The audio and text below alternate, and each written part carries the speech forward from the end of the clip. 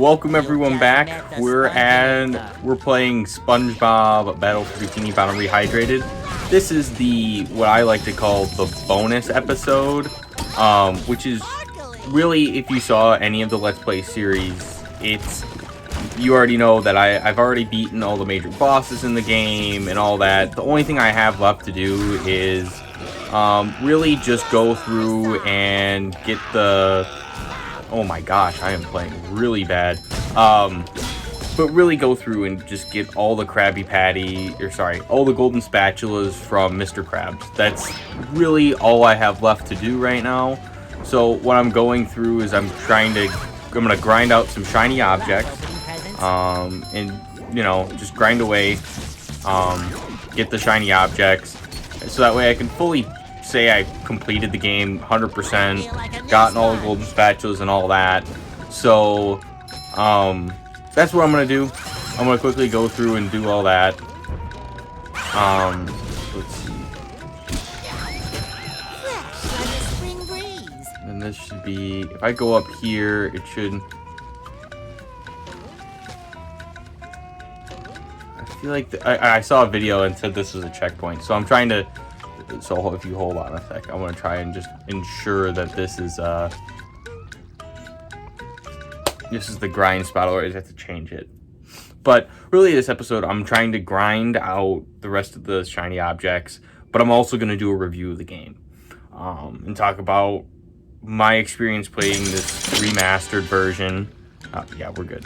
All right, yeah, I finally got I'm on the last golden spatula, and I'm gonna go open into the theater. This took way longer than I thought because I had 2 or 3 game crashes and I lost probably like 60,000 Yes, sir. about 60,000 shiny objects in the process, which really sucked. It really made me genuinely upset. And so this is just a bunch of photos from the game, it looks like. So, some nice cute stuff. Oh, that's it. That's the end of the movie. The thing is I don't quite understand why this is only like why am I paying 40K to see some of these screenshots? It's like, okay, there's Squidward, there's the SpongeBob boss fight, Flying Dutchman, Puff, Krabs, Patrick boss fight, King Jelly, there's Sandy. Yeah, like, it's not worth 40K. I don't know why. I should have added a little bit something there. Something cool bonus, you're paying 40,000 shiny objects to get in there. Be nice to have something else. Alright, well, I couldn't figure this out, so that's gonna wrap up this Let's Play here.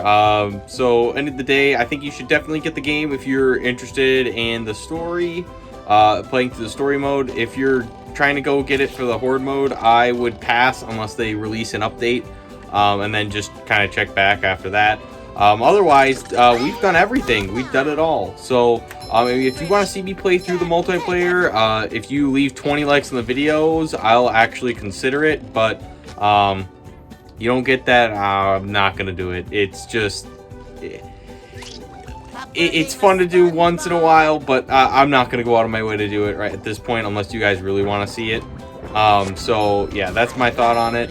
Otherwise, thank you all for staying tuned. This has been a great series. Let me know what else you'd like me to Let's Play, because, the series over, and I'm actually having a good time doing it. So if you give me something else to do, I'll be sure to go and do it, or at least try it out. But anyway, thank you all for staying tuned, and I'll see you in whatever comes next. So, goodbye. We're going to talk about my experience playing this remastered version of the game, and just, like, how I felt it's played, and, how I kind of feel like, you should play the game. Like, do I recommend it, and all that stuff. So, you'll be seeing all the gameplay right now is mostly going to be just me grinding out the stuff. At the end, you'll hopefully be able to see the ending cutscene, and maybe a few other fun tidbits here and there, but All right. So, as a little bit of background for my review, because I think it's important, is I played the original. And I played the original when I was a kid, so this game kind of, I've got some background. It's not like I'm just playing this game for the first time. I mean, I grew up with SpongeBob. I watched a lot of the episodes as a kid. I probably didn't watch past season 5 because by the time season 5 started coming around, I wasn't as interested, So, that's really my experience with SpongeBob in itself. So looking at this, like, I love the first game. I loved it so much. And to see it remastered, see it look as pretty as it does, obviously they like that in itself, it looks beautiful. I think that in addition, like if you compare any of the graphics between the first game and the second game, or sorry, well, the original game and this, like these just shine. Like it's amazing how good the graphics on the Xbox One, the PlayStation 4, and even the Switch really do for this game. Like this game really originally came out for the PlayStation 2, the Xbox. Like they really gave this game like the loving coat that it deserves. But graphics 10 out of 10. Like a huge improvement. If you didn't play the original, or even if you did, it's always worth going back and seeing the game in like a state that I think it was meant to be presented. Not that it wasn't presented well before, but it's just different because now you have like these high-end graphics. You got like you have it in its best state. So I think that it gets a 10 out of 10. In terms of gameplay, it does feel like the original game. It plays very smoothly. The only thing is like the loading screens I always feel like take a little bit of time, but that's just I think that's just how I think it was about the same in the original game, where the loading screens kind of just took a little bit of time. And I know like even other modern games like Jedi Fallen Order, like you die and the respawn time is literally over a minute. The loading screens could be improved, but I think that they're improved from the original, so I'm not gonna be hard pressed on that. But I do think that this game does do a great job, like in terms of like minimizing some of the loading screens. I like the quick travel system. It was there in the original game, but they improved the layout. I like the map that they added. Like when I press start, you see this whole map here. I love that. I think it was a great addition, and it really, I think it fits in with the original aesthetic that they were going for with like the original game. So that gets a thumbs up for me. All the bubble mechanics feel smooth, just how they used to be.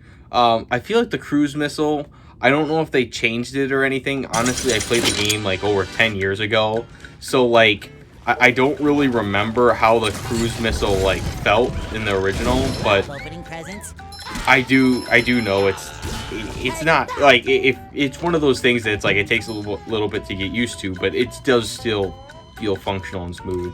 So I in terms of like raw gameplay, that's good. The only other thing I noticed that was slightly different was like Patrick's throwing of like watermelons and like the iceberg things. That they definitely changed like how that interface really works. So I'm kind of still in it feels like at times like it doesn't feel as smooth if you're trying to like throw the watermelon into a location that doesn't have a target lock. It feels really weird.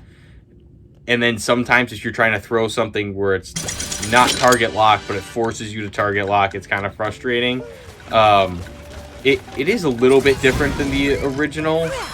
I'm trying to remember exactly how the original, because the original had a similar system to this, where it has like an arrow, but I don't like it.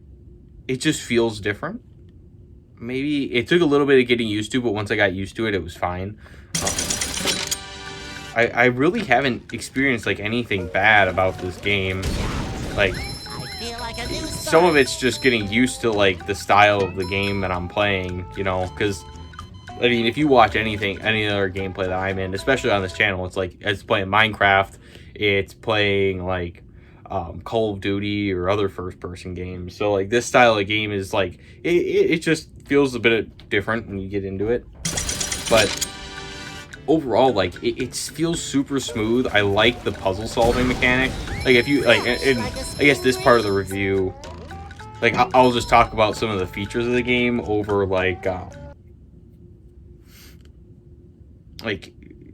some of it's going to be a comparison between this and the original.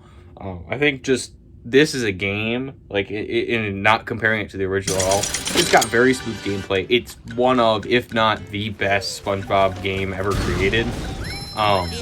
So, in my opinion, obviously, if you think that Lights Camera Pants or, you know, Plankton's Robotic Revenge is the best SpongeBob game ever, by all means, sure, I'm not gonna fight you, but I definitely think this game, like, is a solid game. I think the people at THQ Nordic did a fantastic job bringing this game back. So, I mean, those are my thoughts on it. I feel like the levels, they feel very authentic too. Each level feels like a little bit of a like chunk of the SpongeBob world put in. And even like through the remaster, they were able to keep that feel, or keep that challenge.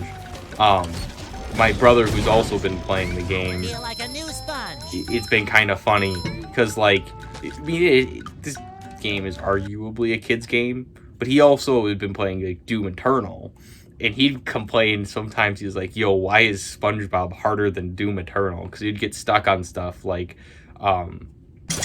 I think he quit. Like I did it in one of my videos. It was probably like episode 9 or something. It was when you're in the Mermaid lair and you have to do the bubble challenge for Mr. Krabs to get the golden spatula. That is hard. Like, I played that as a kid and that was hard. And playing that now is still hard and frustrating. And like even the one challenge where you have to have all the knobs facing the correct direction and all that. That's hard, but at least it's like a puzzle challenge, you know. The other one's a puzzle challenge, but it's a lot more determinant on skill than it is just smart thinking. There's a bit of RNG in the ball. The ball's just frustrating sometimes, especially when you do the tilt thing, and yeah, I won't even get into that. But like, I like how it's not always just like a cakewalk. Like you say it's like, some people will say it's a kid's game, but truthfully, like, sometimes it doesn't play like one. It plays just like any other game. It's just got like SpongeBob in it, and you can consider SpongeBob a kid's character, but like the game presents genuine challenges and genuine puzzle solving. That's like, I mean, it's enjoyable. I mean, that's why you play games like this. So, so in terms of like the raw gameplay, I love it. Like, I love the challenge, and some of the level design's really good. Like, I like how they kind of had a level design for everything and all of these different mechanics. It's like, you kind of think like in this first like Jellyfish Fields level, you're introduced to a lot of different types of gameplay, like one of which is like wall jumping, but there's only like one area for wall jumping, and you really don't do any wall jumping again until you get to what is it, the Flying Dutchman's shipyard. But then it's like all wall jumping levels, and you know, that's great. And then you get to like the SpongeBob Dream, and all it is, you know, it's a lot of parkour. Like the whole thing is like a parkour level. It's just platforming, and you know, that's kind of fun. Like it flows smoothly, and you know, that's how it goes. Like in other levels like Sand Mountain, where you're skiing the whole time. I mean, it's fun. If you just like that mechanic, you're gonna like that level.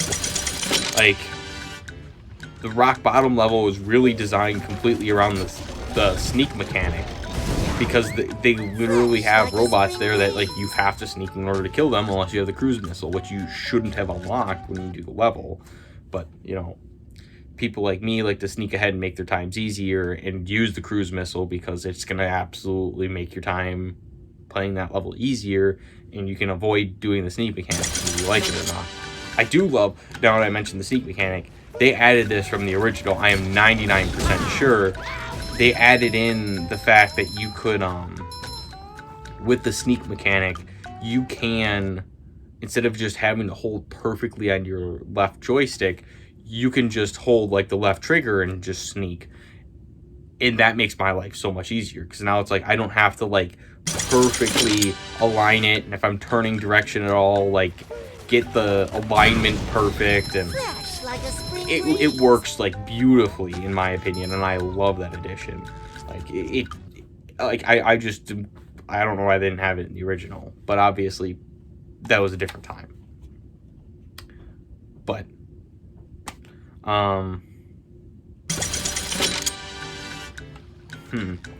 But yeah, like all the levels kind of feel fun. Like I love like the puzzle solving, especially in like I hated the kelp forest as a kid and kind of as an adult, but like there was a lot of like, all right, there's this button here and there's this button here. How do I get that? How do I get from here to here? Like how do I get across this? You know what I mean? Like I think at a younger age that's a lot more frustrating, like because that's not like an easy challenge to kind of figure out and put all those pieces together, which is why I think this game, like, although it's like a kid's game, it's not at the same time, you know? Like, it's a kid's game, but it's also caters to more than just kids. But, whew. I feel like a new sponge.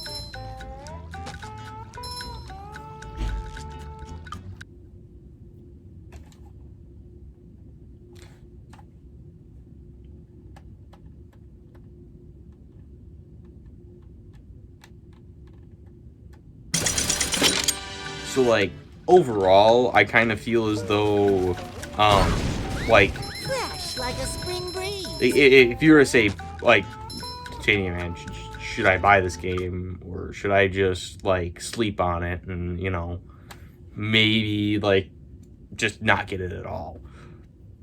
I think, like, if you enjoy SpongeBob, you're gonna love this game. If you played the original, you're gonna love this game, because it's just nostalgia. I mean, that's what remasters are. It's just digging into that nostalgia factor, and you know, you're gonna have fun if you had fun the first time. I mean, it's the same game, but it's a completely new skin on it. So yeah, if you're gonna buy the game for the story mode, 100%, like just get it. Like you're gonna have a good time. If you're kind of on the fence about it, I mean, I would watch some of the gameplay. That, like, I have a whole Let's Play series on it that most of you have probably seen at this point if you're watching this video. But if you haven't, go check it out and just see. It's like, all right, is this something I enjoy? Because I know, like, some people, it's like, I normally don't play games like this. Like, I typically play other games, but I have fun with it. And I know some people, it's like they know their play style, and that's what they like to play, and that's fine. I mean, oh my gosh, my nose is killing me, mate. Here, I'm gonna cut this. You're the only one that knows your play style. If this isn't a play style that like you like to play, but like, you know, it's fun for you to watch, I mean, you know yourself. That's gonna be your choice. But I mean, like, I think this is a fun game, and I think other people would enjoy it.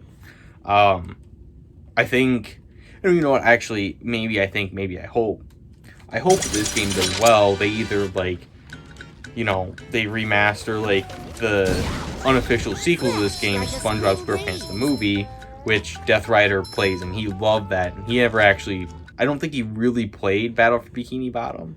He did play the SpongeBob movie game, and he loved it. It was very similar, a bit cheesier at times, but it was a good game. and it's very similar mechanics, you know. But I feel like, you know, if this game does well, they'll make something similar to it in the future too. But I think if you're on the fence, I mean, look at gameplay.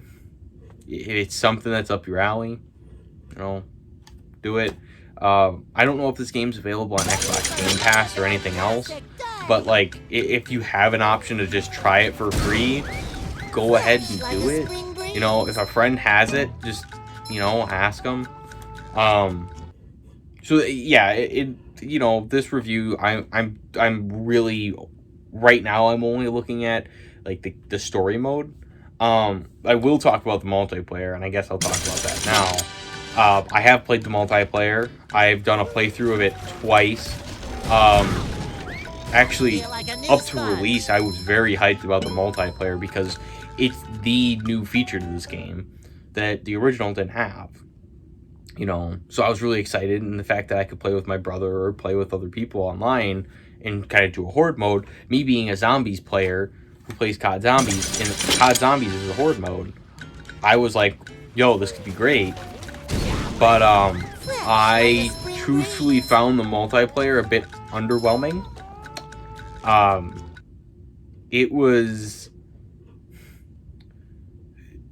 So I mean, like, like, I kind of expected, like, all right, well, you die, and then, all right, you can either revive your friend or get them back after a certain amount of time, and then if you die too, well, your friend's still dead, then you're done. You're done. You have to restart, and then it's like, oh, well, who's gonna get to the highest, like, wave or round or whatever? But it's not like that. It's like, all right, well, you die, your friend dies, you just restart the wave that you're on, and you keep going. It's like, okay, that's fine. But like, there's not really a huge penalty to it either. I mean, you can just keep repeating the same level until you, like, repeat everything 7 times until you get to the end, and you get to the end, and you've got like 1,000 KOs on you and your teammate.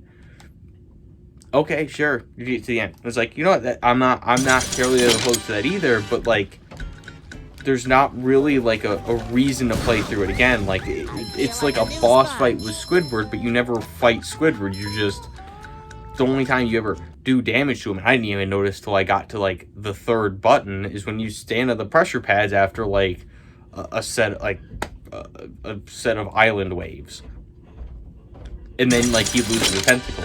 And it's like, I didn't even notice till I got to like the 4th or 5th one, and it's like, oh, I guess we're dealing damage to him. It wasn't like we were doing a boss fight. It wasn't a boss fight. It was just you were fighting enemies in a horde mode, and it was like, okay, well, they're saying we have this boss fight and we have this horde mode, and the boss fight's in the horde mode, but there is no boss fight. It's just a horde mode, and then like you use Squidward as like a progression point, and then you like check your stats every time you knock him down, and it's kind of just like, okay, well, what's the point? Like, you get all these shiny objects there, but it's not like the shiny objects you get in multiplayer transfer to the campaign, and it's not like you can use shiny objects to get other characters, because all the characters are already unlocked. So there's not like a reason to keep playing it either. And I might also add that like all the characters that you can play differently. Like, Squidward has ranged attacks, like his clarinet gives him some distance, and then like some of the other characters, like Spongebob, has like, he'll spin around and he can hit people from 360 degrees, whereas like Patrick just, you know, does the forward thing. And it's like, okay, well, everyone just has like fights differently, so like you kind of have that. I don't want to compare it to Overwatch because it's not like Overwatch at all, where like everyone kind of has the same, how do I even put it? They have like they have slightly different feels to their gameplay, and they have slightly different, you know, functionality, but they also all have like the same moveset. Like, all of them, you can hit the X or square button and they're gonna do their normal attack, and then you can jump slam, so that way you can kill like the guys with all the hands, and they spin around like a frisbee. But I mean, that's just they all have the basic mechanics, and there's not anything in addition to that. There's not, like, I think SpongeBob also has a little bit of a nerf because he doesn't have his bubble abilities. But that's fine with me because they need to make a level playing field anyway for all the other characters, and that just wouldn't be fair because everyone would choose SpongeBob because SpongeBob's OP. But like, I felt like characters like Gary, they were cool, but like I felt like they were a little underpowered. But whatever. The thing is like I never found a reason to go back and play it again. It's like I beat it the first time. I'm like, okay, well, that happened. 30 minutes, 45 minutes out of my life where I went and did that, and it was like it was fun, but like there's not like a reason to do it again. It's not like a horde mode like that, like in any game, like you need to have some sort of like leaderboard or competition or like some reason to push further. Like what I said before was like when I was like expecting it, it was like, all right, well, you're gonna get to this and then you'll reset, because now you have the competition with yourself where it's like, oh, I can get to a way farther, I can get to the next island, I can get to this next thing. And they could have used, like, what they could have done is, like, instead of it just being like, oh, right, we knocked down Squidward, like, you lead up, like, you do, like, 50 waves. Let's just throw that out there. We do something like 50 waves or 50 islands or whatever, and then after that, you have an actual boss fight with him. Or instead of just stepping on a pad, each time you go through like a set of islands, you have like a mini boss fight where you have to like fight Squidward and do something like to take him down, like similar to the other boss fights where you have to use like different mechanics in the game to like knock him down or take him down or lose one of his arms. So instead of you're just pressing a button and like, oh, arm go bye-bye, you're actually having a fight, and it's actually something fun and worth going for. And then once you get through all of them, you have the final phase of the boss fight and you take him down. I think that's what they should have gone for, because right now there's no leaderboards, there's no like self-marked progression where it's like I need to get to the next wave, because you can default get through all the waves. The only pushes is like, hey, could I do this flawlessly? And, you know, that's the perfectionist speaking. Like, not like that's a perfectionist speaking, and you know what? There are very few perfectionists, honestly. Like, perfectionists live in the speedrunning community, and the speedrunning community is no more than 5% of the player base, I would say. So what you really need to do is, like, they needed to either do where it's like you can only go so far and then it resets everything, or they needed to make some sort of leaderboards. And like, and I think that if you're collecting shiny objects in there, you need to find a way to use them, because they're pointless. It's not like there's like a leaderboards where it's like, oh, this is how many like total shiny objects, or this is the most amount of shiny objects in one game that a person's collected, or this is the total amount of shiny objects. There's nothing like, there's no competition. It's just like all self-marked. It's not, and it's like same with like enemies beaten. It's just, okay, it's there, or the number of KOs, it's just there. There's not really, there's no replayability built into it, you know. In like, I give it some credit. It's a new feature in the game. It's not part of the original. I'm sure their focus was mostly just on like remastering the SpongeBob game and making sure that like the story fit, like the campaign, I'll call it the campaign, the story mode, whatever you want to call it, did justice to the original game and did service to it. Whereas like the multiplayer, they can kind of do whatever they want, and you know, it's a bonus item to the game. You don't have to like think about it twice. Like it's just, you know, it's there, and it's a nice benefit, and you know, some people get a kick out of it, but unfortunately people are only gonna play it once because they weren't smart and they didn't know how to implement it, in my opinion. And like, I know the game devs, they probably worked really hard on it, but I think when push came to shove, they needed to get the modes that they needed to have in the game done over like this additional stuff. Because yeah.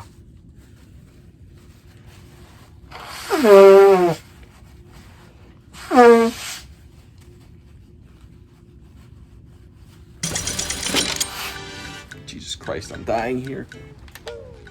But I almost wonder if like that's one of those like game modes that was impacted by coronavirus, where like, all right, well now we don't have like our normal like timeline. We're not in the offices. We have to do remote work, and our deadline isn't changing. Like we want to make the same deadline, but now we have like more bumps in the road. We're gonna cut this a little bit of the stuff that like couldn't make it.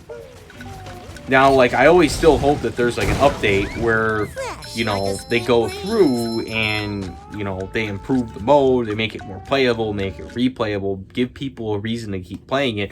But I haven't seen any sort of sign that there's going to be DLC for this game, that there's going to be any additional post-launch support.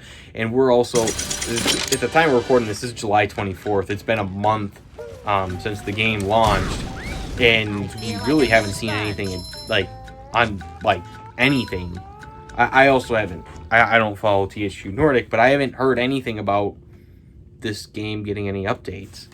So I do think that like when you're thinking about getting this game, you need to get it for the story mode. If you're getting it because you like horde modes, you need to just take a pass. It's not, you're not gonna have fun. It's kind of enjoyable for the first time, but like there's not sustenance. You're gonna like go through it once and you're not gonna want to do it again because it's tedious. It takes time. There's no measurable way. Like you're not comparing it with other people's times. There's no leaderboards. There's none of that. So don't get it for the multiplayer. It's not worth it. I do think this game's hard sell is the campaign. That's what it is. Now, if they were to go and, you know, do an update where they improve the horde mode, you know what? Like, I'll take back everything I said and I'll reevaluate. But, like, in the game's current state, in the way the multiplayer currently is, don't get the game. Like, for the multiplayer. Get the game for the campaign. Get the game for the story mode. It's a very high quality story, and I mean, like right now in the US, it's going for $40. You know, there might be a sale that, you know, gets you a discount. You know, we've got like Black Friday comes up if you're a Black Friday shopper. I know Steam does sales around Christmas. Obviously, it's July now, so that's 6 months from now. But like, and that's if you're hesitant on getting the game. Like, get it with on sale. But like, I think that getting it for the story alone, for the price that they're asking for, is completely fair. You might want to try the multiplayer just to see if it's something you're interested in, but it gets a 1-star review for me, the multiplayer. But story mode, 10 out of 10. Like, it's a great story. It's got some great lines. You know, they have great character action and dialogue. You know, it's a fun platforming game. It's got a bunch of puzzle solving that's challenging even for people in their older ages. I'd get it. You know, that's my opinion. Like, just get it. You know, you'll have fun. So I think that's going to kind of conclude my review. So I'm going to continue grinding shiny objects, and I'll be back when I have enough. I think I need like something ridiculous, like 150,000, 200,000. So we're going to cut here, and I'll be back to you in a minute. So I feel like a new see sponge. you then. Bye.